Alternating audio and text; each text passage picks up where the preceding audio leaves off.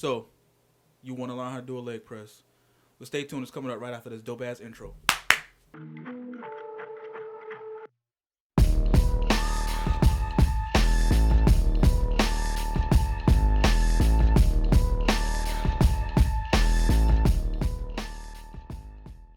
What is going on, everybody? James Horns here, and welcome back to my YouTube channel. If you are new, welcome.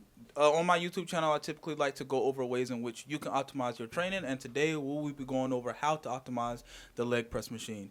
If you are a returning viewer, I appreciate you for coming back. I hope you all enjoyed this video just as much as you've been enjoying the last ones. If you have not already, please consider leaving likes, leaving comments, and subscribing to my YouTube channel. Also, hit that bell so that you don't miss another video that I post. I don't want to waste any more of you guys' time. You guys came here to learn how to do a leg press, so without further ado, let's get straight into it. So first, let's talk about why the leg press. Why do we want to use the leg press machine? Typically, I like to use the leg press because I have lower back issues, some pre-medical things that I've exhibited with my prior work being in the military, and barbell back squats for me just aren't the same as they used to be. I can't really do barbell back squats without re-injuring myself or putting a lot of strain on my lower back. So I like to use the leg press machine as a way to still get a good leg pump or still push my legs to the absolute limits without having to put a barbell on my back. Other than that, I think the leg press is just a safe alternative to those more injury-prone exercises, and I think it's just a good way to kind of shock the muscle so you don't do the typical things that you typically do. So please consider adding that leg press machine into your workout. You can do them, cat hair all over my mic. You can do bilateral, you can do, which is 2 legs at one time, or you can do unilateral, which is 1 leg at a time. I like to mix up a little bit both, but today we'll just go over how to do the bilateral leg press. First, let's go over foot placement. Depending on what kind of leg press machine you have in your gym, we have the sled variant. It's a little bit different from the angle variant that I know some gyms have, but typically I like to keep my feet approximately shoulder width apart, maybe a little bit wider, and I like to angle my toes a little bit outward like this. The reason why I point my toes outward is because it allows me to kind of keep that knee external rotation, and it allows me to open my hips up a little bit more just so I can get deeper into the rep. Obviously, you do what's comfortable for you. If you can still get a good range of motion with your feet a little bit closer together, then by all means do that. But if you need to open up a little bit more like I have to, there's absolutely nothing wrong with that. Now, just like all the other videos, when I talk about execution of a movement with the leg press, is really no different. When you get into the eccentric portion of the weight, or when the weight is coming down and toward you, you want to give like a small short pause at the bottom of the rep.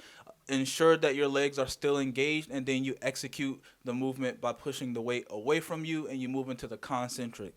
Now, a lot of people, when they do the leg press, you'll see that like downward bend of the knee, or they'll extend their legs a little bit too much to the point where the knees start to bend toward the ground. You don't want to extend that much, but you do want to ensure that you extend to the point where your muscles or your quads are being contracted. So push that weight away from you as it comes down, hold it, get a good pause, keep that core really tight, keep that core engaged, chest up really high, feel it at the bottom of the rep, and then push that weight away from you slowly and in a controlled manner. You don't want to get on this leg press machine and go balls to wall and you just like pumping it out, looking like one of those weirdos in the gym with 12 plates on each side doing those quarter reps. Don't be that guy or girl. Don't do it. Don't be that person. We hate people like that.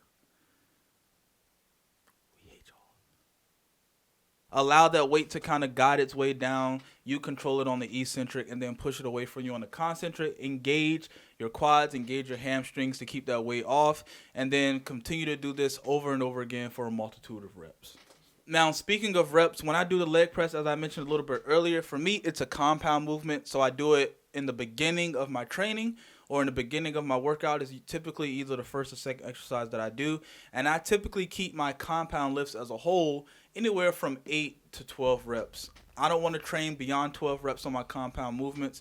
For me right now, because I'm trying to build muscle and like power kind of at the same time. Not like power as far as power like building, like a power lifter, but I do want to get stronger in the gym, and I do want to see increased numbers in my lifts. So I want to do a combination of high rep and low rep. So for my compound movements, as of late, I've been doing anywhere from 8 to 10 or 10 to 12, depending on the movement. But for leg press, I recommend anywhere, as long as you can get anywhere from 8 to 12 reps during a set. I call that a good set. I feel like that's a really good set for a leg press.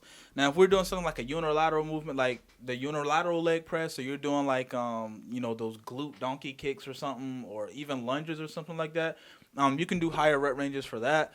I mean, that's kind of like a burnout, a unilateral type of movement. But for compound lifts as a whole, doesn't matter what you're doing, I recommend you stay within that 8 to 12 rep range. All right, everyone, so this concludes my video for today. I went over how to do or how to optimize your training in regards to the leg press. I hope you guys enjoyed the video. Another short one. I really like putting out these short but frequent videos for you guys. It just kind of help you just make little tweaks to the training that you're already doing. I really hope this video helped. If you do the leg press, make sure you leave comments. Let me know how you like it. Do you have the angle leg press? Do you guys have the sled one at your gym? Let me know in the comments what you guys think. If you haven't, or if you don't do the leg press, I really, really recommend you trying it, adding it to your leg workout. And remember, if you're using it as a compound movement, 8 to 12 reps. If you're using it as just like a burnout, you can go to that 12 to 15 rep range. But hope you guys enjoyed the video. Remember, don't forget, leave likes, leave comments, subscribe. If you haven't already,